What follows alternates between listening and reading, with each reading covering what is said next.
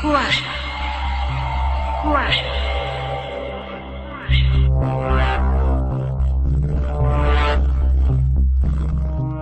শুনছেন ABC radio FM 89.2। শুরু হয়ে গেছে কুয়াশা এবং সাথে আছে আমি শারমিন। স্বাগত সবাইকে।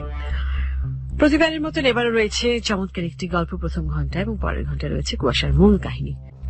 আজকে খুব চমৎকার একটি গল্প রয়েছে এবং খুব বিখ্যাত একজন লেখকের, তার নাম হচ্ছে পরশুরাম। পরশুরামের লেখা গল্প মহেশের মহাযাত্রা। পরশুরাম তার ছদ্মনাম, আসল নাম রাজশেখর বসু। পরশুরাম নামে তিনি লিখতেন এবং প্রথম সারির একজন সাহিত্যিক, বাংলা সাহিত্যের প্রথম সারির একজন লেখক। ভীষণ বিখ্যাত, প্রচুর জনপ্রিয় ছিলেন তিনি সে সময়। যদিও তিনি বেশি দিন লিখে যেতে পারেনি, কিন্তু তার যে কটা লেখা আছে, যারা ভূষণ্ডের মাঠ হয়তো অনেকেই পড়েছেন, পরশুরামের খুব নাম করা একটি লেখা গল্প কাহিনী। তো যাই হোক, আমরা এখন শুনবো পরশুরামের লেখা কাহিনী মহেশের মহাযাত্রা পড়ে শোনাচ্ছে সেতু, আর আমি শারমিন সঙ্গে আছি।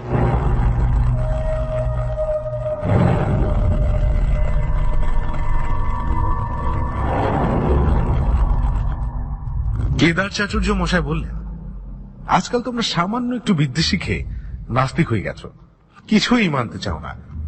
যখন আরো একটু শিখবে তখন বুঝবে যে আত্মা আছেন, ভূত পেতনি এরাও আছেন, ব্রহ্মদত্তি গন্ধ কাটা এনারাও রয়েছেন। বংশলোচন বাবুর বৈঠকখানায় গল্প চলছে।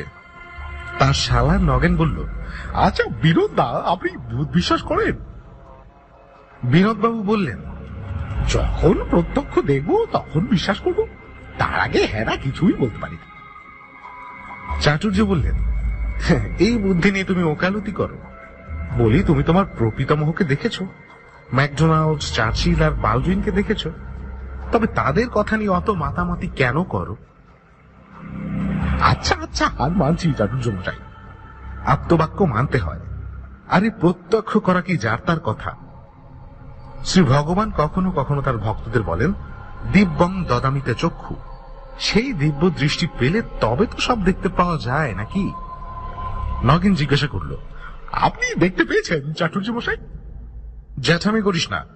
এই কলকাতা শহরে রাস্তায় যারা চলাফেরা করে, কেউ কেরানি, কেউ দোকানি, কেউ মজুর, কেউ আরো কত কিছু, তোমরা ভাবো সবাই বুঝি মানুষ, তা মোটেই না। তাদের ভেতর সর্বদাই 2-10টা ভূত পাওয়া যায়, তবে চিনতে পারা দুষ্কর। এইরকম ভূতের পাল্লায় পড়েছিলেন মহেশ মিত্তির। কে তিনি জানো না? আমাদের মজিলপুরের চরণ ঘোষের মামা শালা। এককালে তিনি কিছুই মানতেন না, কিন্তু শেষ দশায় তাকেও স্বীকার করতে হয়েছিল। সকলে এক বাক্যে বললেন, কি হয়েছিল বলুন না চাটুর্য মশাই। চাটুর্য মশাই হুকাটি হাতে তুলে বলতে আরম্ভ করলেন। 30-40 বছর আগেকার কথা। মহেশ মিত্তিক তখন শ্যামবাজারের শিবচন্দ্র কলেজে প্রফেসরি করতেন, অঙ্কের প্রফেসর। অসাধারণ বিদ্যে, কিন্তু প্রচন্ড নাস্তিক। ভগবান, আত্মা, পরলোক কিছুই মানতেন না। এমনকি স্ত্রী মারা গেলে আর বিবাহ পর্যন্ত করেননি। খাবারের বিচার ছিল না। বলতেন, সুবর্ণ খেলে হিন্দুর উন্নতি আশা নেই, ওটা বাদ দিয়ে কোনো জাত বড় হতে পারেনি। মহেশের চাল চলনের জন্য আত্মীয় স্বজন তাকে একঘরে করেছিল, কিন্তু যতই অনাচার করুন, তার স্বভাবটা ছিল অকপট। পারতপক্ষে মিথ্যা কথা বলতেন না। তার পরম বন্ধু ছিলেন হরিনাথ কুণ্ডু। তিনিও ওই কলেজের প্রফেসর, ফিলোসফি পড়াতেন। কিন্তু বন্ধু হলে কি হয়, দুজনে হরদম ঝগড়া হতো, কারণ হরিনাথ আর কিছু মানুন না মানুন ভূত মানতেন। তাছাড়া মহেশবাবু অত্যন্ত গম্ভীর প্রকৃতির মানুষ, কেউ তাকে হাসতে দেখেনি। আর হরিনাথ ছিলেন আমুদে লোক, কথায় কথায় ঠাট্টা করে বন্ধুকে উদ্ব্যস্ত করতেন। তবু মোটের উপর তাদের পরস্পরের প্রতি খুব একটা টান ছিল। তখন রাজনীতি চর্চার এত রেওয়াজ ছিল না, আর ভদ্রলোকের ছেলের অন্য চিন্তা এমন চমৎকারা হয়নি। 2-1টা পাশ করতে পারলে যেমন তেমন চাকরি জুটে যেত। লোকের তাই উঁচু দরের বিষয়ে আলোচনা করবার সময় ছিল।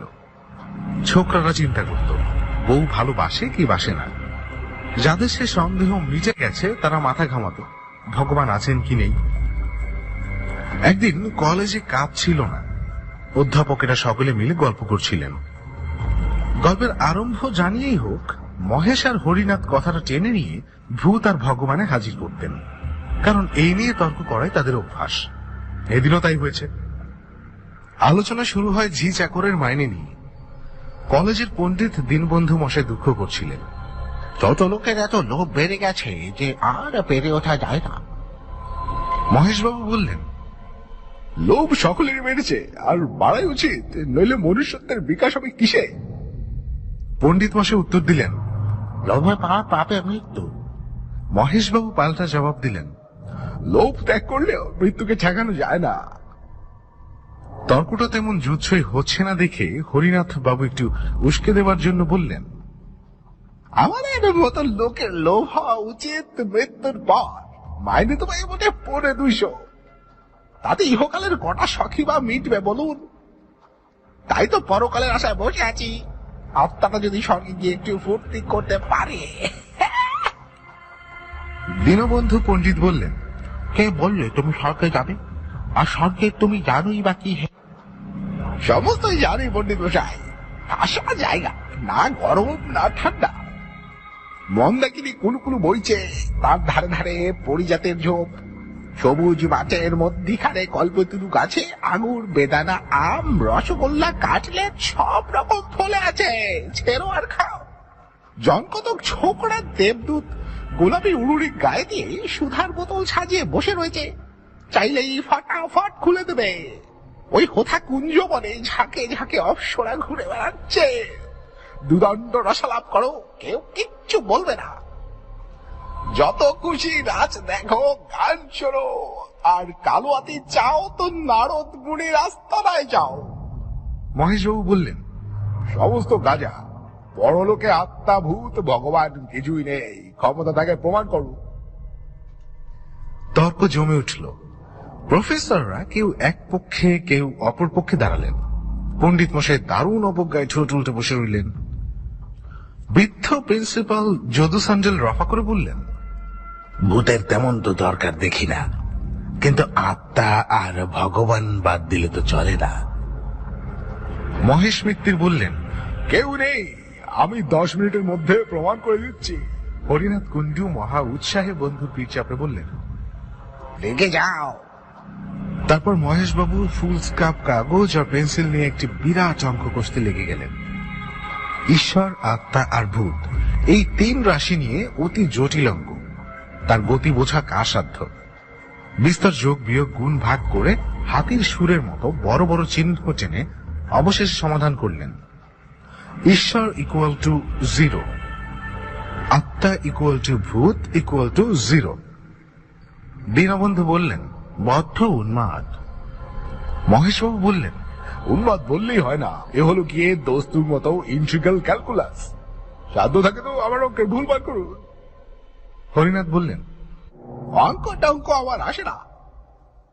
দীনবন্ধু মশাই যদি ভগবান দেখাবার ভাগ নেন, তো আমি মহেশকে ভূত দেখাতে পারি। দীনবন্ধু বললেন, আমার বইয়েই গেছে। মহেশবাবু বললেন, বেশ তো হরি না, তুমি ভূত দেখাও না। একটা প্রমাণ পেলে সমস্ত মেনে নিতে আমি রাজি আছি। হরিনাথ বাবু বললেন, এই কথা, আচ্ছা আসছে সপ্তাহে শিব চতুর্দশী পড়ছে, সেদিন তুমি আমার সঙ্গে রাত 12টায় মানিকতলায় নতুন খালের ধারে চলো। স্পষ্টপষ্টি ভূত দেখিয়ে দেবো, কিন্তু যদি কোনো বিপদ ঘটে তো আমাকে দুষতে পারবে না হে বাপু। যদি দেখাতে না পারো আমার নাক কেটে দিও, আর যদি দেখাতে পারি তো তোমার নাক কেটে দেবো। প্রিন্সিপাল যদু সান্ডেল বললেন, কাটাকাটির দরকার কি, সত্যের নির্ণয় হলেই হলো। শিব চতুর্দশীর রাত্রে মহেশ মিত্তির আর হরিনাথ কুণ্ডু মানিকতলায় গেলেন। জায়গাটা তখন বড়ই ভীষণ ছিল। রাস্তায় আলো নেই, দুধারে বাবলা গাছে আরো অন্ধকার। সমস্ত নিস্তব্ধ, কেবল মাঝে মাঝে পেঁচার ডাক শোনা যাচ্ছে। হোঁচট খেতে খেতে দুজনে নতুন খালের ধারে পৌঁছলেন। বছর 2 আগে ওখানে প্লেগের হাসপাতাল ছিল, এখনো তার গোটা কত খুঁটি দাঁড়িয়ে রয়েছে। মহেশ মিত্তির অবিশ্বাসী সাহসী লোক, কিন্তু তারও গা ছমছম করতে লাগলো। হরিনাথ সারা রাস্তায় কেবল ভূতের কথাই বলেছেন। তারা দেখতে কেমন, মেজাজ কেমন, কি খায় কি পড়ে। দেবতারা হচ্ছেন উদার প্রকৃতির দিলদরিয়া, কেউ তাদের না মানলেও বড় একটা কেয়ার করেন না, কিন্তু অপদেবতারা পদবিতে খাটো বলে তাদের অসম্মানবোধ বড়ই উগ্র। না মানলে ঘাড় ধরে তাদের প্রাপ্য মর্যাদা আদায় করে নিন। এইসব কথা হঠাৎ একটা তীব্র আওয়াজ শোনা গেল, যেন কোনো অশরীরী বেড়াল তার পলাতকা প্রণয়িনীকে আকুল আহ্বান জানাচ্ছে। একটু পরেই মহেশবাবু রোমাঞ্চিত হয়ে দেখলেন একটা লম্বা রোগা কুচকুচে কালো মূর্তি দু হাত তুলে সামনে দাঁড়িয়ে আছে। তার পেছনে একটু দূরে ওই রকম আরো দুটো। হরিনাথ বাবু থরথর করে কাঁপতে কাঁপতে বললেন, রাম রাম সীতারাম। ও মহেশ, দেখছো কি? তুমিও বলো না। আর একটু হলেই মহেশবাবু রাম নাম উচ্চারণ করেই ফেলতেন, কিন্তু তার কনসিয়েন্স বাধা দিয়ে বলল, একটু সবুর করো, যদি ঘাড় মোটকাবার লক্ষণ দেখো তখন না হয় রাম নাম করো।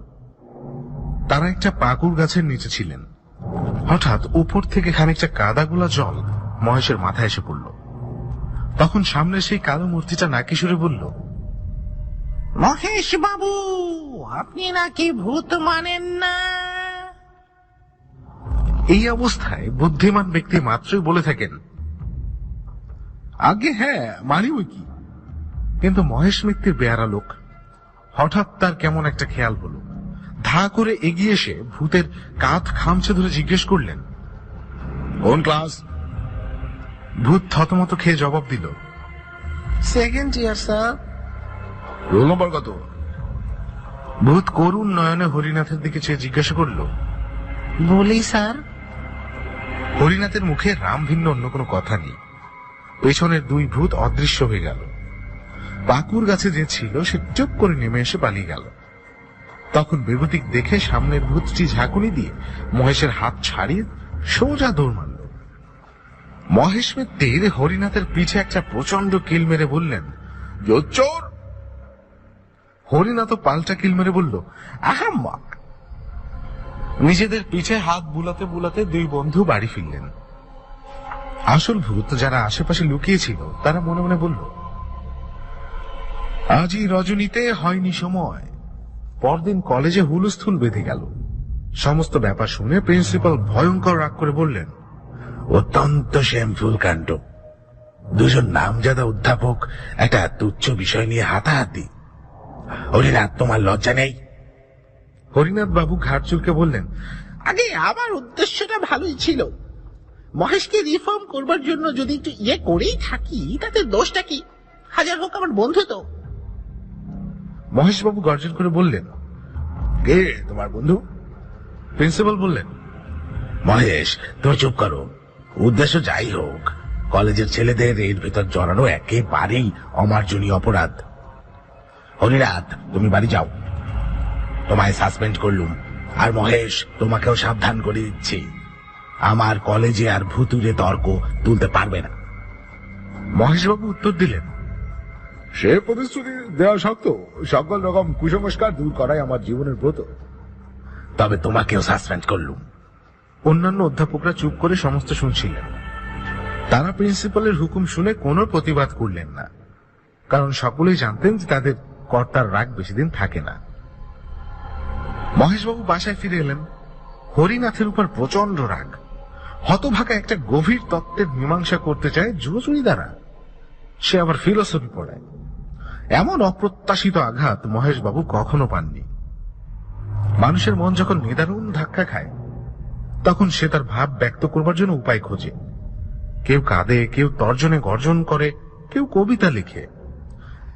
একটা তুচ্ছ কোচবকের হত্যাকাণ্ড দেখে মহর্ষি বাল্মীকির মনে যে ঘা লেগেছিল তাই প্রকাশ করবার জন্য তিনি হঠাৎ দুছত্র শ্লোক রচনা করে ফেললেন।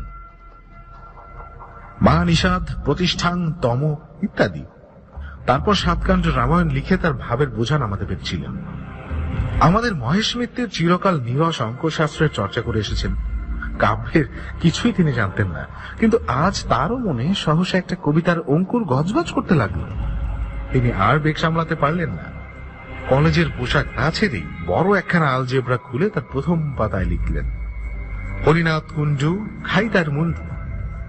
কবিতাটি লিখে বারবার ডাইনে বায়ে ঘাড় বেগিয়ে দেখে আদি কবি বাল্মীকির মতন ভাবলেন, উত্তম হয়েছে। কিন্তু একটা খটকা লাগলো। কুণ্ডুর সঙ্গে মুঞ্জুর মিল আবহমান কাল থেকে চলে আসছে। এতে মহেশের কৃতিত্ব কোথায়? কালিদাসী হন আর রবীন্দ্রনাথই হন, কুণ্ডুর সঙ্গে মুন্ডু মেলাতেই হবে। এই হলো প্রকৃতির অলঙ্ঘনীয় নিয়ম। মহেশ একটু ভেবে ফের লিখলেন, কুণ্ডু হরিনাথ মুন্ডুকুরি পাত। হ্যাঁ, এইবারই মৌলিক রচনা বলা যেতে পারে। মহেশের মনটা একটু শান্ত হলো। কিন্তু কাব্য সরস্বতী যদি একবার কাঁধে ভর করেন তবে সহজে নামতে চান না। মহেশবাবু লিখতে লাগলেন, হরিনাথ ওরে হবি তুই মোরে, নরকের পোকা অতিশয় বোকা। নরকই নেই, তার আবার পোকা।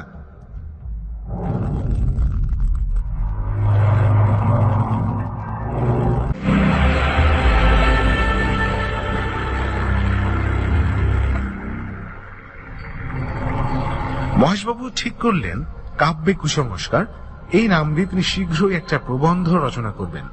তাতে মাইকেল, রবীন্দ্রনাথ কাকেও রেহাই দেবেন না তিনি।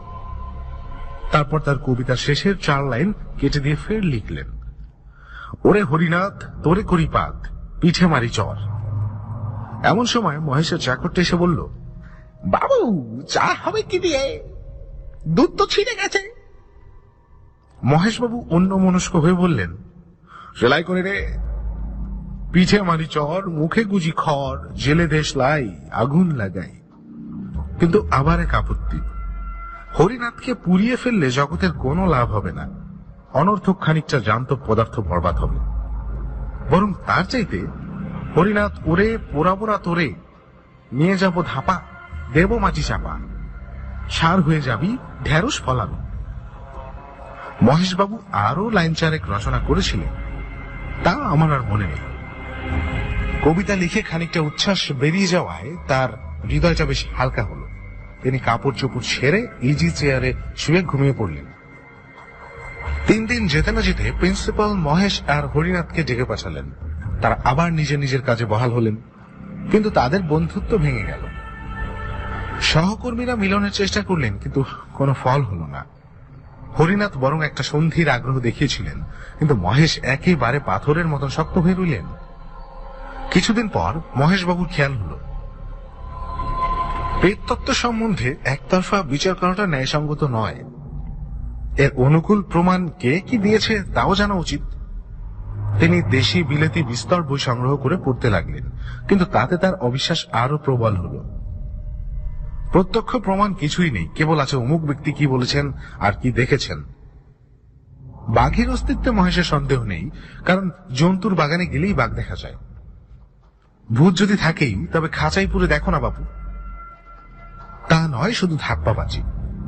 প্রেততত্ত্ব চর্চা করে মহেশবাবু বেজায় চটে গেলেন। শেষটা এমন হলো যে ভূতের গোষ্ঠীকে গালাগাল না দিয়ে তিনি জল গ্রহণ করতেন না। পরে পরে মহেশের মাথা গরম হয়ে উঠল। রাতে ঘুম হয় না, কেবল স্বপ্ন দেখেন ভূত তাকে ভেঙাচ্ছে। এমন স্বপ্ন দেখেন বলে নিজের উপরেও তার রাগ হতে লাগলো। ডাক্তার বললেন, পড়াশোনা বন্ধ করুন, বিশেষ করে ওই ভুতুড়ে বইগুলো। যা মানেন না তা চর্চা কেন করেন? কিন্তু ওইসব বই পড়া মহেশের একটা নেশা হয়ে দাঁড়িয়েছে। পড়লেই রাগ হয়, আর সেই রাগেই তার সুখ। অবশেষে মহেশ মিত্তির কঠিন রোগে শয্যাশায়ী হয়ে পড়লেন। দিন দিন শরীর ক্ষয়ে যেতে লাগলো, কিন্তু রোগটা নির্ণয় হলো না। সহকর্মীরা প্রায় এসে তার খবর নিতেন। হরিনাথ একদিন এসেছিলেন, কিন্তু মহেশ তার মুখ দর্শন করলেন না। 7-8 মাস কেটে গেল। শীতকাল, রাত 10টা।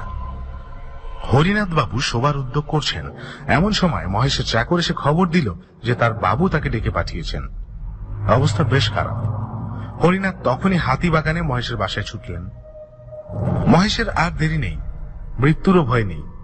বললেন, হরিনাথ, তোমায় ক্ষমা করলুম, কিন্তু ভেবো না যে আমার মত কিছুমাত্র বদলেছে। এই রইল আমার উইল। তোমাকে আমি নিযুক্ত করেছি। আমার পৈতৃক 10,000 টাকার কাগজ ইউনিভার্সিটিকে দান করছি। তার সুদ থেকে প্রত্যেক বছর একটা পুরস্কার দেওয়া হবে। যে ছাত্র ভূতের অস্তিত্ব সম্বন্ধে শ্রেষ্ঠ প্রবন্ধ লিখবে সে ওই পুরস্কার পাবে। আর দেখো, খবরদার শ্রাদ্ধ করো না। ফুলের মালা, চন্দন, কাঠ, ঘি এইসব দিও না, একদম বাজে খরচ। তবে হ্যাঁ, 2-4 বোতল কেরোসিন ঢালতে পারো। 1.5 সেরে গন্ধক আর 5 সের সোড়া আনানো রয়েছে। তাও দিতে পারবো, চটপট কাজ শেষ হয়ে যাবে।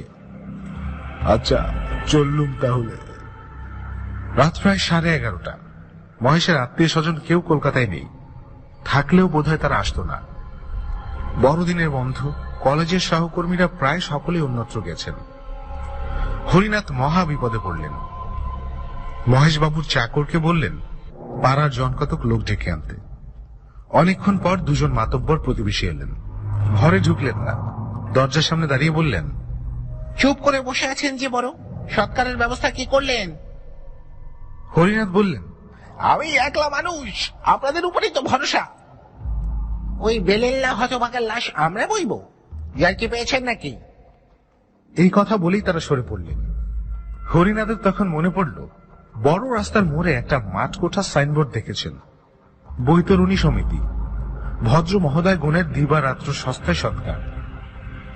চাকরকে বসিয়ে রেখে তখনই সেই সমিতির খোঁজে গেলেন। অনেক চেষ্টায় সমিতি থেকে 3 জন লোক জোগাড় হল, 15 টাকা পারিশ্রমিক, আর শীতের ওষুধ বাবদ 9 শিখি।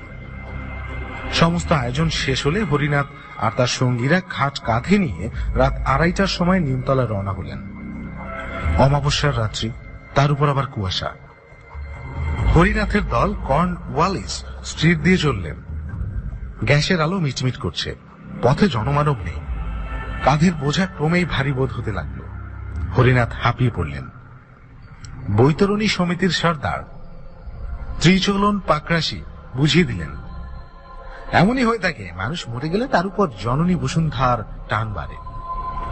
হরিনাথ একলা নয়, তার সঙ্গীরা সকলেই সেই শীতে গলদঘর্ম হয়ে উঠল। খাট নামিয়ে খানিক জিরিয়ে আবার যাত্রা। কিন্তু মহেশ মিত্তিরের ভার ক্রমেই বাড়ছে, পা আর এগোয় না। পাকরাশি বললেন, ঢের বয়েছি মশাই, কিন্তু এমন জগদ্দল মরা কখনো কাঁধে করিনি।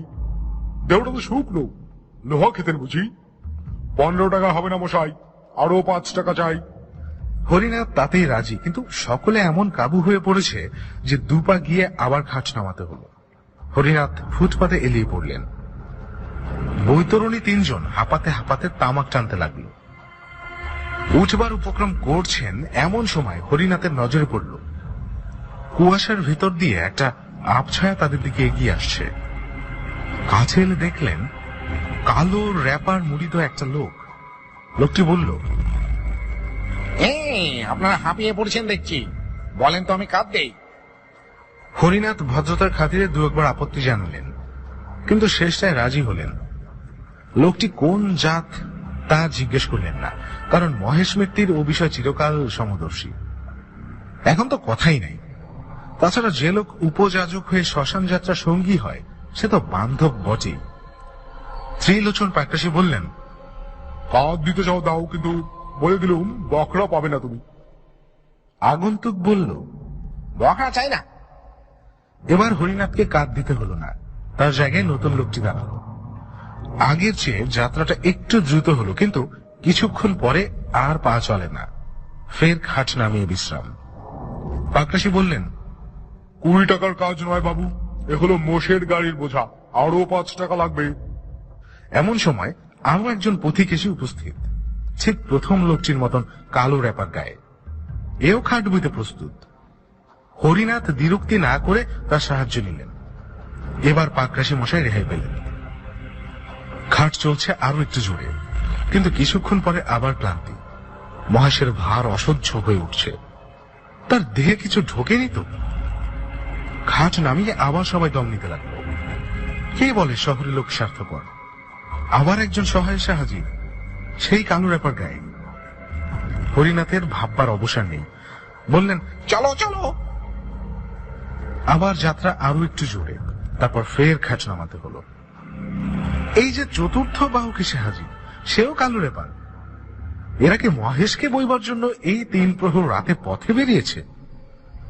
হরিনাথের আশ্চর্য হবার শক্তিও নেই। বললেন, ওঠাও খাট, চলো জলদি। 4 জন অচেনা বাহকের কাঁধে মহেশের খাট চলছে। পেছনে হরিনাথ আর বৈতরণী সমিতির 3 জন।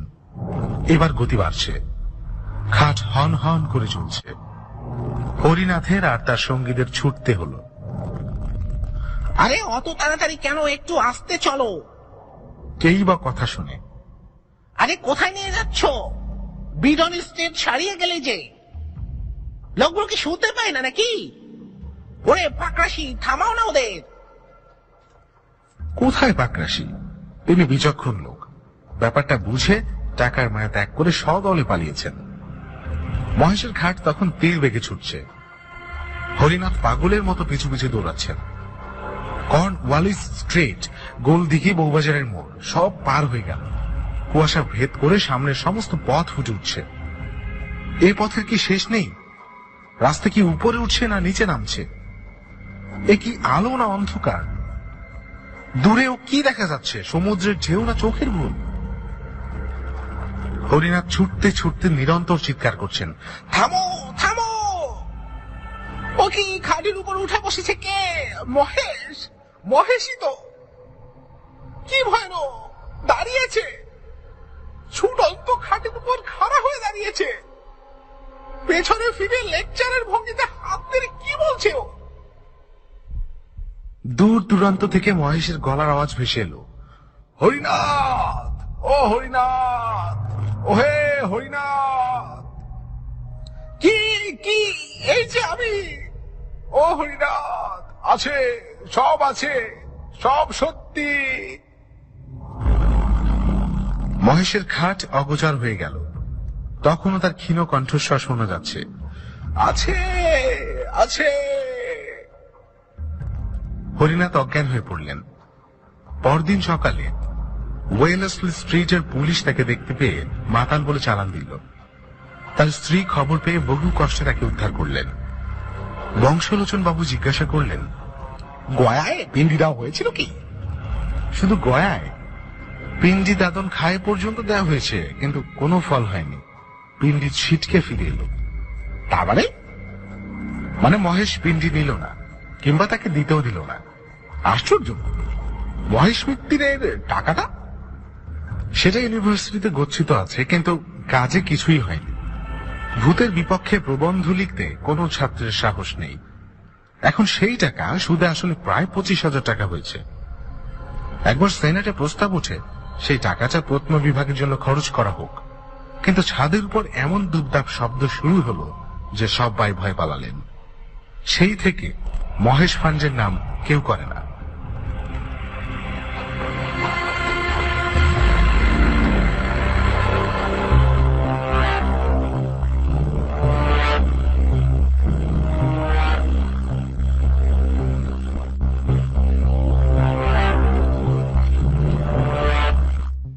বন্ধুরা, এতক্ষণ শুনছিলেন পরশুরামের লেখা গল্প মহেশের মহাযাত্রা, পড়ে শোনাচ্ছিল সেতু।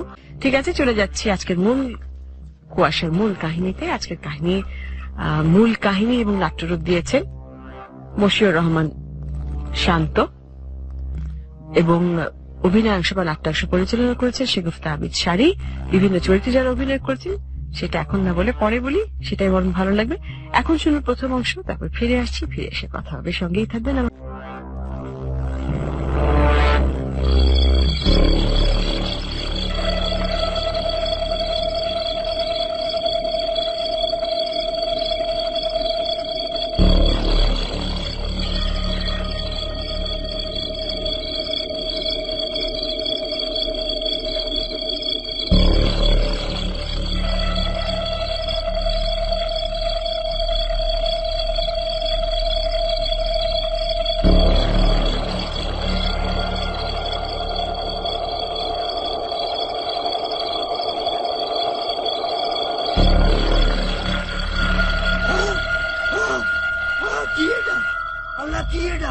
কি দেখলাম আমি?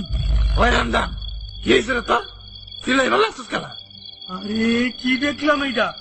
এক সেরি সাদা কাপড় পরে হাইটটা গেল, পেছনে তাকায় যায় কিছু নাই। কস কি?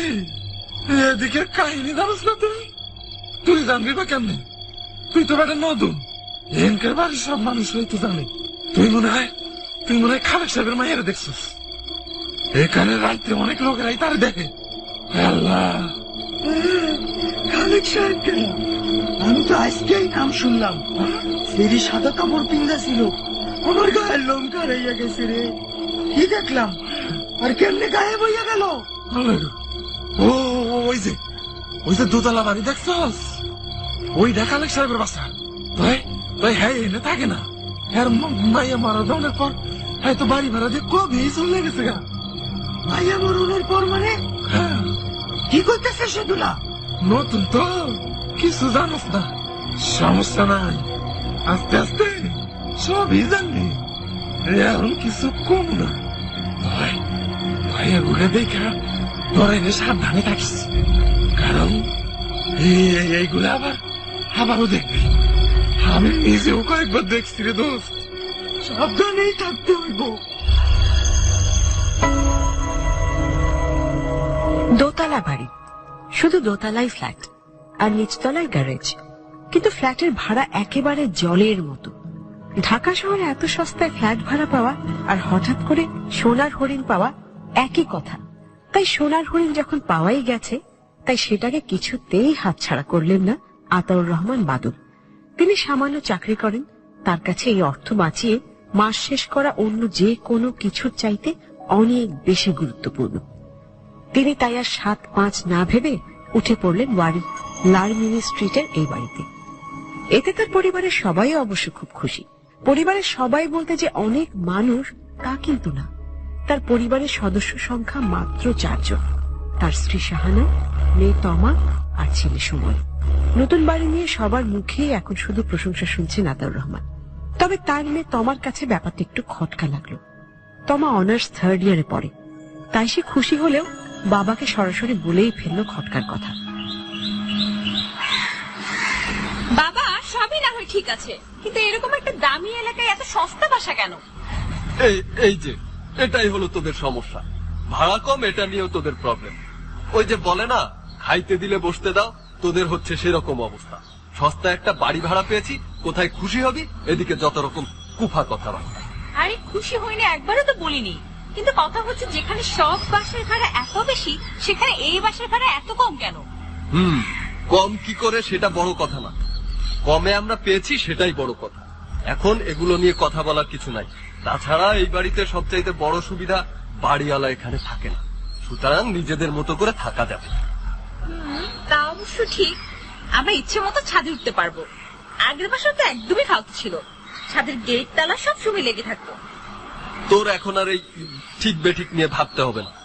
যা, তোর মাকে বল আমাকে চা দিতে, হঠাৎ করে চায়ের তৃষ্ণা পেয়েছে। ঠিক আছে, এখনই বলছি।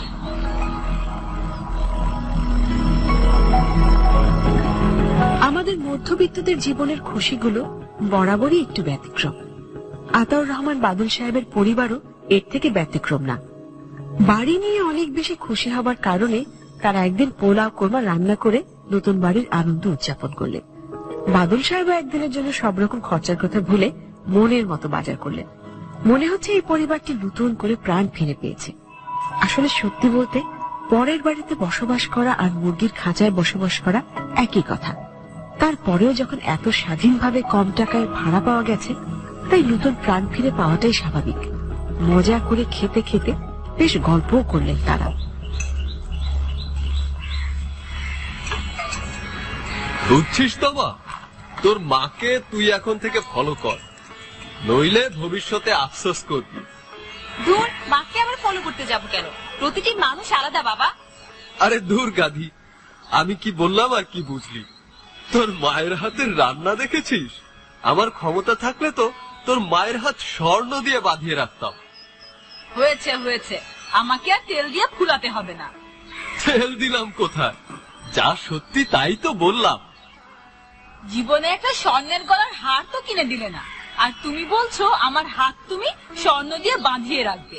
এত বাড়তি কথা না বলে খাওয়া দাওয়া শেষ করো তো। সময় কই মা? সময় একসাথে খেতে বসবে না? ও তো ঘরেই ছিল, দেখ ছাদে গিয়েছে বোধহয়। আসার প্রথম দিন থেকেই তো ছাদে ঘুড়ি নিয়ে পড়ে থাকছে। এই ভর দুপুর বেলা আবার কিসের ঘুড়ি উড়ানো? বুঝতে হবে তো ছেলেটা কার।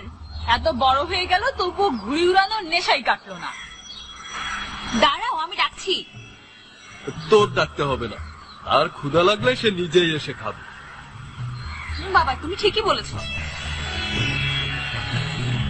সকালে যেমন দারুণ কিছু খাবার আয়োজন ছিল, রাতেও বেশ ভালো কিছু আইটেম রান্না করলেন শাহানা। আর সবাই যখন পেট ভরে খেয়ে ঘুমোতে গেল, ঠিক সেই মুহূর্তেই অস্বাভাবিক কিছু শব্দ পেল তমা। তবে প্রথমে কিছু বুঝে উঠতে পারল না সে। প্রথমে একবার মনে হলো কলের শব্দ, মানে কল দিয়ে পানি পড়ছে। তার কিছুক্ষণ পরে মনে হলো কেউ নিঃশ্বাস নিচ্ছে, খুব জোরে জোরে নিঃশ্বাস নিচ্ছে। নিঃশ্বাসের শব্দ এত বেশি জোরে জোরে হতে লাগলো যে তমা বাধ্য হলো নিজের ঘর থেকে বের হয়ে যেতে।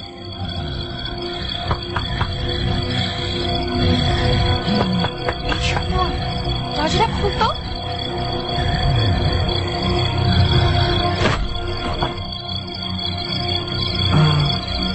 তোমার আবার কি হলো আপু?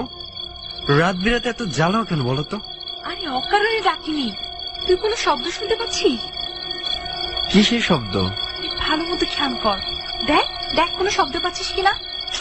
আরে ধুর আপু, তুমি মাঝরাতে আমাকে শব্দ শুনবার জন্য ডেকেছো। মেজাজ খারাপ লাগছে, কাল আমার ক্লাস আছে, যাও নিজের ঘরে গিয়ে ঘুমাও যাও। তুই পরে ঘুমা, আগে খেয়াল করে দেখ কেমন যেন নিঃশ্বাস নেবার শব্দ হচ্ছে। আমার ঘর থেকে স্পষ্ট শোনা যাচ্ছিল। কোনো কিছুরই শব্দ হচ্ছে না, সব তোমার মনের ভুল ধারণা। তুমি যাও তো আপু। এই সময় এই শোন না রে ভাই, দরজাটা খুল, চল দেখি একসাথে কিসের শব্দ হচ্ছে। আমার ঘুমে চোখ লেগে যাচ্ছে, আমি মরে গেলেও দরজা খুলবো না, যাও। পরের দিন সকাল সকাল ঘুম থেকে উঠেই তমা তার মা শাহানা বেগমকে রাতের কথা বলল। নতুন বাড়ির নতুন পরিবেশে যেন খটকা বেড়েই চলেছে তমার কাছে। এমনি এমনি কেউ বাড়ি ভাড়া এত সস্তায় দেয়নি, কিছু একটা তো অবশ্যই আছে। তার মা শাহানা সকাল সকাল নাস্তা বানাচ্ছিলেন। নাস্তা বানাতে বানাতে তমার সাথে কথা বললেন রাতের ঘটনা নিয়ে। শুনো মা, আমি আগেই বলেছিলাম এই বাড়িতে অবশ্যই কোনো ঝামেলা আছে। বাবা তো আমার কথা কোনো পাত্তাই দিল না। কেন, তোর আবার কি হলো? সকাল সকাল আবার বাড়ি নিয়ে রাগ করছিস কেন? কি হয়নি তাই বলো। গতকাল তো আরেকটু হলে আমি ভয়েই মারা যেতাম, তোমাদেরকেও ডেকে তুলতাম। সারা রাত আমি নিঃশ্বাস নেবার শব্দ পেয়েছি, খুব ভয় লাগছিল। তোমাকেও পেয়েছে, তোমরা কোনো কিছুই সিরিয়াসলি নাও না। তমা যে বিষয়টি নিয়ে সিরিয়াস হচ্ছিল, সে নিজেও সেই বিষয়ের কথা ভুলে গেল। কারণ সে রাতের মতো নিঃশ্বাস নেবার শব্দ আর পরের দিন পেল না তমা। তমার পরীক্ষাও চলে এলো, তাই পড়াশোনা নিয়ে ব্যস্ত হয়ে পড়ল সে। সবকিছুই কেমন যেন স্বাভাবিক হয়ে গেল। নতুন বাড়ির আর কোনো দোষও চোখে পড়ল না তমা কিংবা অন্য কারোর কাছে। সবকিছুই খুব স্বাভাবিক ভাবে চলতে লাগলো। এমনকি তমার ভাই সময়ও তার স্বাভাবিক স্বভাবের মতো করে প্রতিদিনই ছাদে ঘুড়ি ওড়াতে লাগলো। এই, তুই সারাদিন ছাদে কি করিস রে? ছাদে কি করি মানে? মানে সারাদিন এরকম ঘুরে নিয়ে পড়ে থাকিস কেন?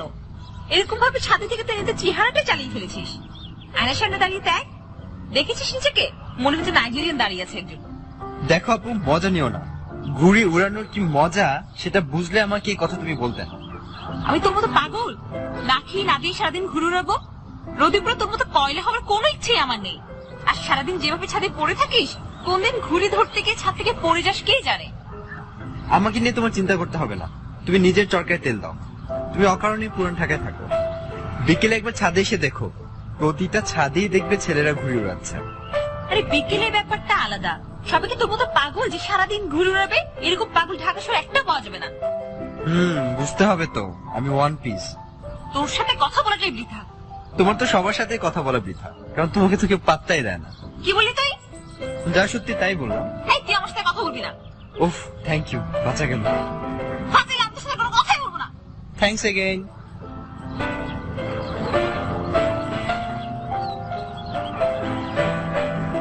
সবকিছুই ভালো চলছিল।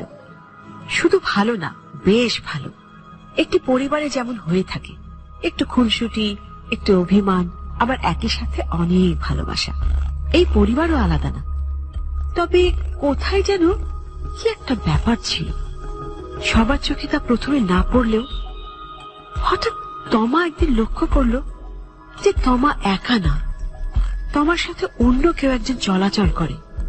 ব্যাপারটা বেশ অদ্ভুত। শুধু একা চলছে তা না, একদিন মাঝরাতে তমা ঘুম ভেঙে দেখলো কেউ একজন তার পাশেই শুয়ে আছে, তার মতো বয়সী একটি মেয়ে, কিন্তু একটু যেন অভিমানী চেহারা। হঠাৎ একজনকে দেখে চমকে গেল তমা।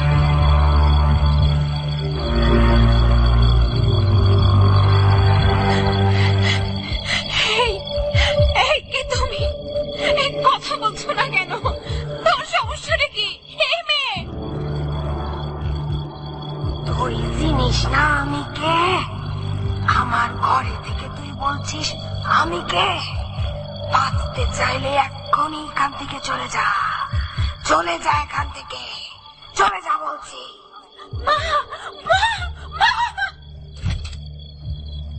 কি হয়েছে? কি হয়েছে? এত রাতে চিৎকার করছিস কেন? মা, কেউ একজন আমার সাথে ঘুমিয়েছিল। কেউ একজন ছিল। কি বলিস? হ্যাঁ বাবা, কেউ একজন আমার সাথে এই ঘরে ঘুমিয়েছিল। সে ভয়ঙ্কর কণ্ঠে আমার সাথে কথা বলেছে।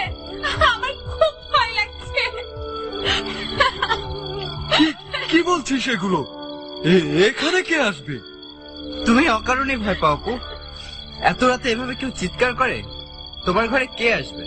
আমি ফান করছি না সময়, কেউ একজন আমার সাথেই ঘুমাচ্ছিল।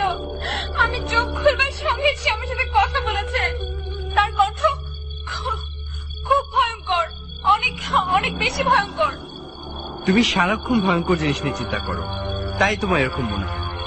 খুব বেশি সমস্যা হলে তুমি রুম চেঞ্জ করে নাও, আমার রুমে চলে আসো, আর আমি তোমার রুম দখল করে নিই। এই রুমে কারোরই ঘুমানো ঠিক হবে না, একদম ঠিক হবে না।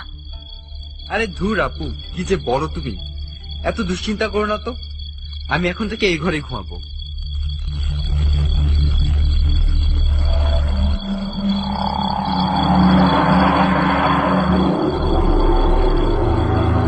তোমার ছোটই ব্যাপারটি নিয়ে রুম চেঞ্জ করবে না ভেবেও শেষ পর্যন্ত রুম চেঞ্জ করে ফেলল। তমা চলে গেল সময়ের রুমে, আর সময় থাকতে শুরু করলো তমার রুমে। সময়ের বয়স কম হলেও সে বেশ সাহসী। ভূত প্রেত নিয়ে মাথা ঘামানোর মতো সময় নেই। তার মাথায় সারাক্ষণ শুধু দুষ্টুমি খেলা করে। ভয় পাওয়ার গল্প শুনবার চাইতে সারাদিন ঘুড়ি ওড়াতে সে বেশি আনন্দ পায়। তবে ছাদে ঘুড়ি ওড়াতে ওড়াতে তার কানে একদিন অদ্ভুত একটা খবর এলো। খবর দিল তার পাশের বাসারই নতুন বন্ধু পাভেল। তোরা যে ফ্ল্যাটে থাকিস সেখানে কোনো সমস্যা হয় না? সমস্যা? কিসের সমস্যা হবে? তুই জানিস না? তোর বাড়ি নিয়ে কোনো কিছুই জানিস না? কি জানবো? তোদের বাসার দোতলা ফ্ল্যাটটা নিয়ে তো বিশাল কাহিনী আছে। কাহিনী? কি কাহিনী খুলে বলতো? আরে গাধা, তোরা নতুন তাই হয়তো কেউ কিছু বলেনি। তোদের বাড়িতে তো প্রেতা This track was downloaded from FusionBD.com. ঘুরে। ইন্টারেস্টিং তো, আমাদের বাসার কাহিনী অথচ আমি নিজেই জানি না। এখানকার স্থানীয় সবাই তো জানে। তোদের বাসার যে মালিক, মানে খালিক সাহেব, তার মেয়ে ফাঁসিতে ঝুলে মারা গিয়েছিল। ভয়ঙ্কর ভাবে মারা গিয়েছিল। আমি তখন ছোট ছিলাম, তবুও আমার আবছা আবছা মনে আছে। বাহ, দারুণ তো। কি কি মনে আছে বলতো? দূর, সেই কাহিনী শুনে তুই কি করবি? তবে তোরা সাবধানে থাকিস, কারণ তোদের বাসায় যারা ভাড়া আসে তাদের কিন্তু অনেক বড় বড় ক্ষতি হয়ে যায়। আমার মতো শয়তানের ক্ষতি করবে কি? মজা পেলাম দোস্ত। তোর ক্ষতি না করুক, অন্য কারো ক্ষতি তো করতে পারে। আরে হাসছিস কেন? এমনি হাসছি, মাথায় একটা শয়তানি বুদ্ধি আসছে। এখন বুঝতে পারছি আমার কলেজের স্যাররা এমনি এমনি আমাকে শয়তান বলে না। কি বুদ্ধি বল না, আমিও একটু শুনি। শয়তানি বুদ্ধির সাথে তুইও আছিস, তাই তোকে এখন বলা যাবে না। অপেক্ষা কর, সময় হলে সব নিজেই শুনবি। ঠিক আছে, আমাকে জানাস তাহলে।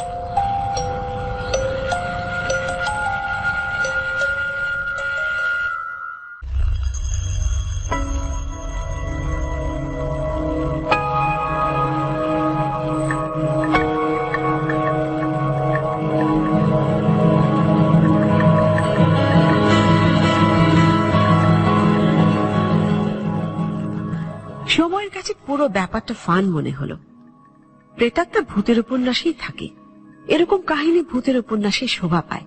বাস্তবে এটার কোনো অস্তিত্ব থাকে না। তবে ভূত নিয়ে যেহেতু একটা কাহিনী সে পেয়েছে, সুতরাং সে তার বোন তমাকে অবশ্যই ভয় দেখাবে। তমা বাসাতেই আছে। নিজেকে অনেক বেশি গুরুগম্ভীর করে সে তার বোনের কাছে গেল। আপু তুমি কি ব্যস্ত? না তো, কি ব্যাপার? তুই এত সুন্দর করে আপু বলছিস, মতলবটা কি? এটাই তো তোমার সমস্যা, ভালোভাবে কথা বললেও দোষ। ঠিক আছে, কি বলবি বল। যাই বলি প্লিজ একটু মনোযোগ দিয়ে শোনো। তো শুনছি, বল। তুমি যে প্রথম ধারণা করেছিলে সেটাই ঠিক। মানে কিসের ধারণার কথা বলছিস? আজীব, তুমি এত তাড়াতাড়ি সব ভুলে গেলে, কি অদ্ভুত। আমরা রুম চেঞ্জ করলাম কেন সেটা ভুলে গেছো তুমি? সেটা ভুলবো কেন? একটা মেয়েকে যে আমার পাশে শুয়ে থাকতে দেখলাম, তারপরে তো রুম চেঞ্জ করলাম। সেটার কথাই বলছি। তুমি কিন্তু আপু ভুল দেখোনি, পুরো কাহিনী আমি আজ শুনলাম। কি কাহিনী? আমাদের বাসার মালিক, মানে ওই যে বাড়িওয়ালা খালেক সাহেব, তার একটা মেয়ে ছিল সুমি নামে। সেই মেয়ে তোমার রুমে সুইসাইড করে, ফাঁসিতে ঝুলে পড়ে আর কি। ফাঁসির মরা তো বুঝোই, আত্মা থেকে যায়। তুমি সেই আত্মাই রেখেছো। কি বলছিস এগুলা? সত্যি বলছি আপু। তুই এগুলো জানলি কোত্থেকে? কোথায় জানলাম এটা কি বেশি জরুরি, নাকি যা বলছি তা সত্যি কিনা সেটা জরুরি? তোমাকে কাহিনী বলবার কারণ কি জানো? কি? প্রেতাত্মা একবার যার পিছনে লাগে তাকে কিন্তু ছাড়ে না। যেহেতু তুমি একবার তাকে দেখেছো, তাই আরো অনেকবার দেখবে। তাই সাবধান থেকো। তুই আমার সাথে মজা নিচ্ছিস? আমার তো মনে হয় তুই আমাকে ভয় দেখানোর জন্য এরকম ভাবে কথা বলছিস। তুমি তো এমনিতেই ভয় পাও, নতুন করে ভয় দেখিয়ে আমার কোনো লাভ আছে বলো? আর আশেপাশে কারোর সাথে তো কথা বলো না। কথা বললেই জানতে পারতে। আমাদের বাসার আশেপাশে সবাই এই কাহিনী জানে। তোর কথা শুনে তো আমার এখনই কেমন কেমন যেন লাগছে। শুধু কেমন কেমন লাগলে হবে না, সত্যি সত্যি সাবধানে থেকো। তমার মনে সত্যি সত্যি ভয় ঢুকে গেল। এমনিতেই তার মনে শুরু থেকেই খটকা ছিল, তার উপর সময়ের কথা শুনে সে আরো বেশি এগুলো নিয়ে ভাবতে শুরু করলো। সরাসরি সে তার মায়ের কাছে গিয়ে প্রেতাত্মার কথা বলল। কি বলছিস তুই এগুলা? আমার তো বিশ্বাস না হলে সময়কে জিজ্ঞেস করো। তোর ঘরে ফাঁসি দিয়েছিল? এটা কি সময় তোকে বলেছে? মা, বিশ্বাস না হলে পাশের পাশের মানুষকে জিজ্ঞেস করো। আশেপাশে সবাই ব্যাপারটা জানে, শুধু আমরাই জানি না। আমি তো প্রথমেই বলেছিলাম, এমনি এমনি কেউ সস্তায় এত সুন্দর বাসা ভাড়া দেয়? তোর নতুন করে তো কোনো সমস্যা হয়নি। আর যদি কিছু হয়েও থাকে সেটা আগে হয়েছে, এটা দিয়ে মাথা ঘামানোর দরকার কি? বেদাতা থাকুক কিংবা না থাকুক, আমাদের তো কোনো ক্ষতি হচ্ছে না। আমার আসলে কিচ্ছু বলার নেই, কিচ্ছু না। তোমাদের কাছে সস্তায় ভাড়া পেয়েছে এটাই বড়। যেদিন বুঝবে সেদিন কিছু একটা হয়ে যাবে, কিচ্ছু খারাপ থাকবে না। কিছুই হবে না। তুই এগুলো দিয়ে চিন্তা করিস, তাই তোর কানেই উল্টাপাল্টা জিনিস চাই। কই, আমি তো একদিনও কিছু শুনতে পেলাম না। মা, সব দোষ কি এখন আমার কানের? আমি যে চোখে দেখলাম সেটা কিছু না। ভুল টুল কিছু একটা দেখেছিস, সেটা নিয়ে যত লাফালাফি। মা, আমি মোটেও ভুল দেখে লাফালাফি করছি না। যাই হোক, আমি আর নিয়ে কোনো কথাই বলবো না। যখন কিছু হবে তখন বুঝবে। আর আমি যে স্টাডি ট্যুরে যাচ্ছি, বাবাকে সেটা বলেছো? স্টাডি ট্যুরে যাচ্ছিস আমি নিজেই তো জানি না, তোর বাবাকে কোন জায়গা থেকে বলবো? তুমি সবকিছু ভুলে যাও কেন মা? আমি না সেদিনও তোমাকে বললাম এবার আমাকে স্টাডি ট্যুরে যেতে হবে। তুমি বাবাকে এখনো কিছু বলোনি? এখনো বলিনি। টেনশন করিস না তো, তোর বাবাকে আমি ম্যানেজ করব। তাই যেন হয়, না হলে তো শেষমেশ আবার বলে বসবে এবার বাদ দিয়ে সামনের বারে যাওয়ার জন্য। আরে বলবে, তুই টেনশন করিস না তো, দেখা যাক।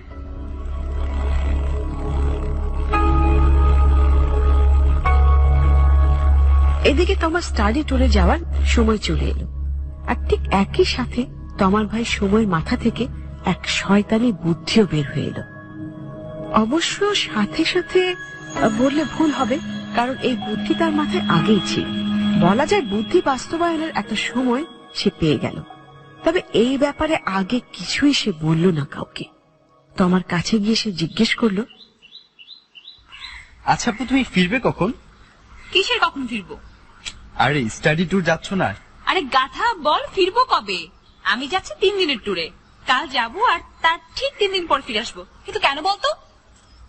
এমনি আপু, এমনি জিজ্ঞেস করলাম। না, এমনি এমনি জিজ্ঞেস করবার মতো মানুষ তো তুই না। এবার বলতো ঠিক কেন জিজ্ঞেস করেছিস? আরে সত্যি আপু, এমনি জিজ্ঞেস করেছি। বিশ্বাস করতে কষ্ট হচ্ছে, তবুও যা বিশ্বাস করলাম। আচ্ছা ঠিক আছে, আমি বরং যাই তাহলে। কই যাবি? তেমন কোথাও না, যে পাবেলের সাথে একটু আড্ডা দিব। ওকে, যা তাইলে তুই।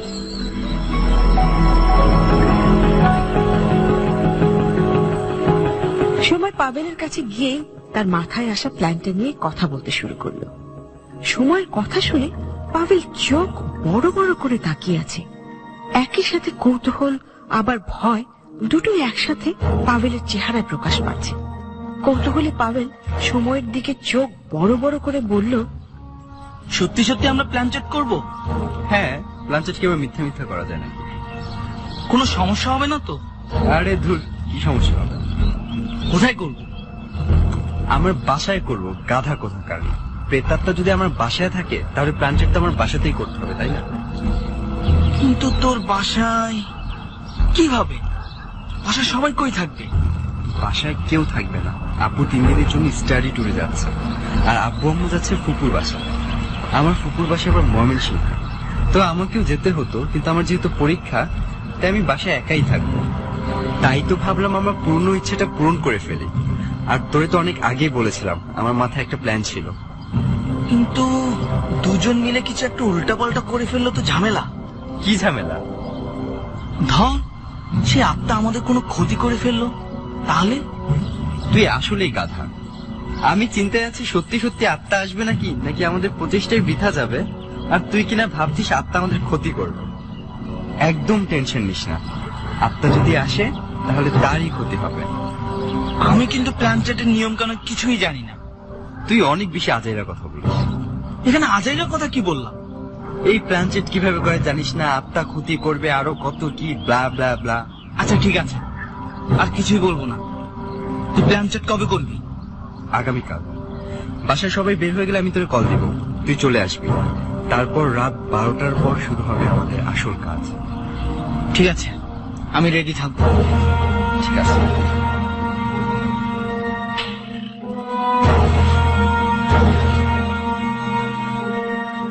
তমা স্টাডি ট্যুরের জন্য বের হলো, আর সময়ের বাবা বাদল সাহেব আর শাহানা বের হলেন সময়ের ফুপুর বাসায় যাবার জন্য। তমা 3 দিনের জন্য গেলেও সময়ের বাবা মা 3 দিনের জন্য যাচ্ছেন না, তারা 2 দিনের মধ্যে ফিরে আসবেন। তবুও যাবার আগে ছেলেকে ভালো মতো সাবধান করে গেলেন শাহানা। শোন, সারাদিন মোটেও ঘুড়ি উড়িয়ে কাটাস না। তোর পরীক্ষা না থাকলে তো তোরেও নিয়ে যেতাম। যাই হোক, খাবার ফ্রিজে রাখা আছে, শুধু একটু গরম করে খেয়ে নিবি। রাখো তো মা, এত চিন্তা করো না তো। তোকে নিয়েই তো যত চিন্তা। একদম সবকিছু ঠিক মতোই হবে। আর আমি এখন কিভাবে ঘুরে উড়াবো? আমার পরীক্ষার সময় আমি অন্য কিছুই করি না, তুমি জানো না? তাই যেন হয়, কোনো উল্টাপাল্টা কিচ্ছু করবি না। মা, ঠিক আছে। বাসা খালি হবার সাথে সাথে সময় ফোন করলো পাবেলকে। পাবেলও প্রস্তুত ছিল, তাই ফোন করবার কিছুক্ষণ পরে পাবেল এসে হাজির হলো। আর রাত 12টার পরপরই শুরু হলো ভয়ঙ্কর এক খেলা। সেই খেলার ফলাফল কি তা না জেনে সেই খেলা শুরু করলো সময় এবং পাবেল। ঠিক মতো আছিস তো? হ্যাঁ, ঠিক থাকবো না কেন? তুই প্ল্যান চেটের নিয়মটা আমাকে আবার বলে দে। একটু নার্ভাস ফিল করছি তো, তাই ভুলে যাচ্ছি। কি রে ভাই, সমস্যা কি তোর? কয়বার বলবো এক জিনিস? আরে বাবা, বল না প্লিজ। দেখ, ব্যাপারটা খুবই সিম্পল। এই যে বোর্ডটা দেখতে পাচ্ছিস, এটা হচ্ছে প্ল্যান চেটের বোর্ড। এখানে এ বি সি ডি সব অক্ষর দেওয়া আছে। আমরা যখন প্ল্যান চেটের জন্য বসবো তখন এখানে একটা কয়েন রাখবো। যদি সত্যি সত্যি আত্মা চলে আসে তাহলে সেই কয়েনটা নড়তে শুরু করবে। তুই এখন লাইট অফ করে মোমবাতিগুলো জ্বালিয়ে দে। তুই টেনশন নিস না, যা করবার আমি করবো।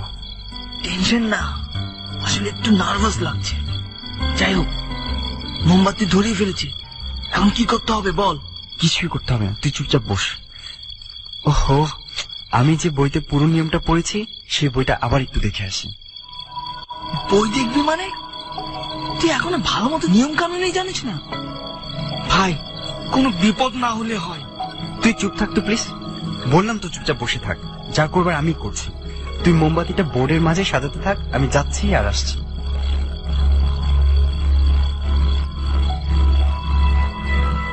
পিপিলিকার পাখা গজায় মরিবার তরে, কিন্তু কিছু মানুষ মাঝে মাঝে কিছু বিষয় নিয়ে এত বেশি উদ্ভট কাজ করে বসে যার পরিণতি পিপিলিকার মতোই হয়ে যায়।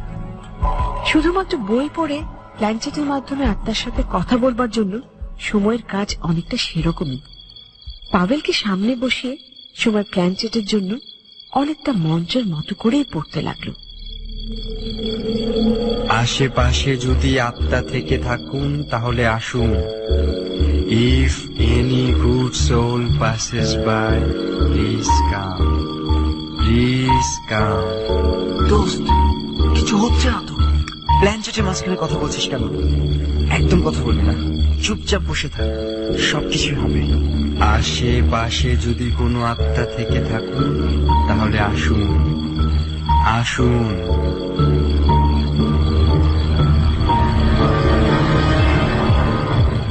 আপনি এসেছেন? দোস্ত, কাঁপছে। তুফান হচ্ছে নাকি? কথা বলবি না, চুপচাপ বসে থাক। আমাকে ডেকেছিস কেন? আপনি কি এসেছেন?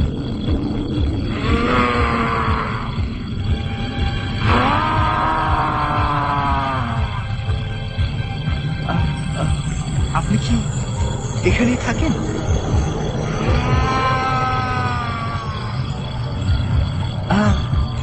আপনি কি এই ঘরেই ফাঁসি দিয়েছিলেন? মেরে ফেলবো সবাইকে, সবাইকে মেরে ফেলবো। আমাকে এক্ষুনি মুক্তি দে। আমাকে ডেকেছিস কেন? মেরে ফেলবো, সবাইকে মেরে ফেলবো। দোস্ত, কি বলছে এগুলো? আমার তো ভয় লাগছে। বিদায় কিভাবে দিব বুঝতে পারছি না। আমি তো বিদায় দেওয়ার নিয়মটা পড়িনি। তুই এদিকে বসে থাক, নড়িস না। আমাকে বিদায় দে, আমি জান নিয়ে নিব। আমি মুক্তি চাই, এখান থেকে মুক্তি চাই। আমি জান নিয়ে নিব, আমি মুক্তি চাই। কি হচ্ছে দোস্ত? কি হচ্ছে? আমি উঠলাম। আমি মোটে উঠিস না, বসে থাক, বসে থাক চুপচাপ। মুক্তি চাই, আমি মুক্তি চাই, আমি মুক্তি চাই। দেখতে পাচ্ছি না, কি হচ্ছে এসব? আমি দেখতে পাচ্ছি না।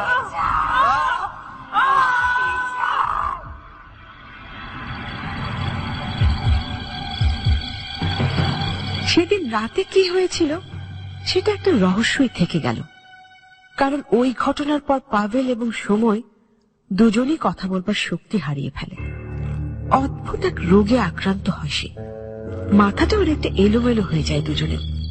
সময়ের বাবা মা ফিরে এসে ছেলের অবস্থা দেখে স্তব্ধ হয়ে গেল। সময়, সময়, এই সময়, সময়, কি হয়েছে তোর বাবা? বাবা কথা বল। এই সময় বাবা, দেখো না। এই সময়, সময় কি হলো তোর আবার? এই হাজলামি করছিস নাকি? ঘর এমন এলোমেলো কেন? কে এসেছিল ঘরে? এই কি হলো তোর? হয়তো কেউ ছিল না, সময় একাই ছিল। তুমি ডাক্তার ডাকো, ছেলের মুখে শব্দ বের হচ্ছে না। হাত পা দিয়ে কি বুঝাচ্ছিস বাবা? কিছুই তো বুঝতে পারছি না। বাবা কথা বল।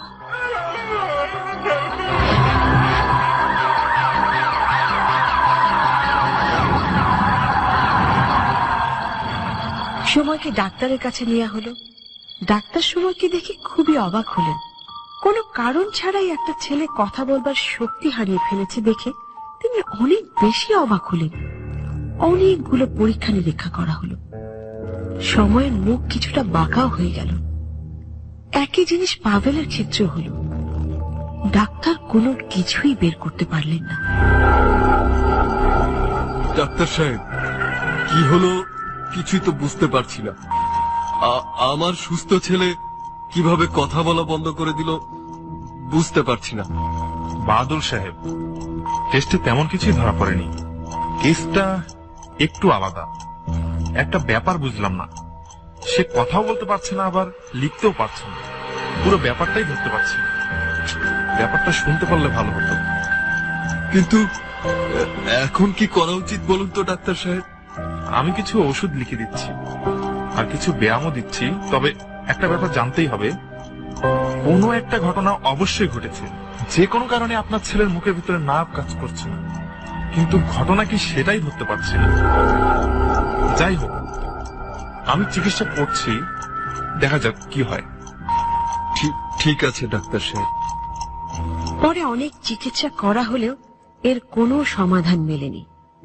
ডাক্তারের সাথে অনেক কথা বলেও কোনো সমাধান বের করতে পারেনি বাদল সাহেব। তবে যে বাসায় এই ঘটনা ঘটে সেই বাসাটা এখনো পরিবর্তন করেননি তারা। তো আমার ধারণা এখানে থাকা প্রেতাত্মার কারণেই সময় এমন হয়ে গেছে, এবং সেই প্রেতাত্মার শেষ না দেখে সেই জায়গা ছাড়বে না। এই বাসা আসলেই ছেড়ে দেওয়া দরকার ছিল। থাক না মা, যা হবে তা তো হয়ে গেছে। আমার ছেলেটার কত বড় ক্ষতি হয়ে গেল। কি হয়েছিল সেটাও তো বলতে পারে না। ছেলের এই কষ্ট দেখার আগে আমি মরে গেলেই ভালো হতো। কোন ডাক্তারও কোন রোগ বের করতে পারছে না। একদিন সব ঠিক হয়ে যাবে মা, আমার ধারণা এই বাড়িতেই সব ঠিক হয়ে যাবে। আল্লাহ যেন তাই করে রে মা, আল্লাহ যেন তাই করে।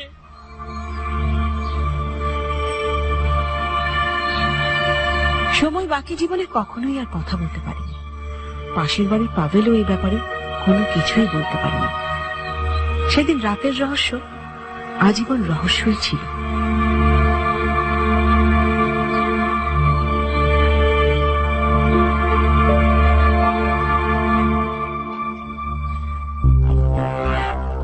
এতক্ষণ শুনছিলেন আজকে কুয়াশার মূল কাহিনী। আজকে যে কাহিনীটি শুনলেন এটা কিন্তু একটি সত্যি ঘটনা অবলম্বনে। কি ঘটনা সেটা পরে ফিরে এসে বলবো। বন্ধুরা, আজকে এতক্ষণ শুনছিলেন কুয়াশার মূল কাহিনী, এবং আজকের কাহিনীর নাম ছিল প্রেতাত্মা। মূল কাহিনী এবং নাট্যরূপ দিয়েছেন মশিউর রহমান শান্ত, আর বিভিন্ন চরিত্রে অভিনয় করেছেন, আমি নামগুলো বলছি। বাদল সাহেবের চরিত্রে অভিনয় করেছেন মঞ্জু, শাহানার চরিত্রে অভিনয় করেছেন কুমকুম, তমা ছিলেন মৌ, সময় শান্ত, পাভেলের চরিত্রে অভিনয় করেছেন রনি, কেয়ারটেকার ছিলেন লোবান, এবং ডাক্তারের চরিত্রে অভিনয় করেছেন খালিদ। খালিদ কিন্তু আরেকটা চরিত্রে অভিনয় করেছেন। কেয়ারটেকার আরেকজন ছিল, একজন রমজান এবং রহিম, দুটো চরিত্রে অভিনয় করেছেন লোবান এবং খালিদ। এবং সাউন্ডে ছিলেন খালিদ প্রতিবারের মতন। এবং যেটা বলছিলাম শুরুতে, সরি দুঃখিত, আমার কাশি এসে গেছে।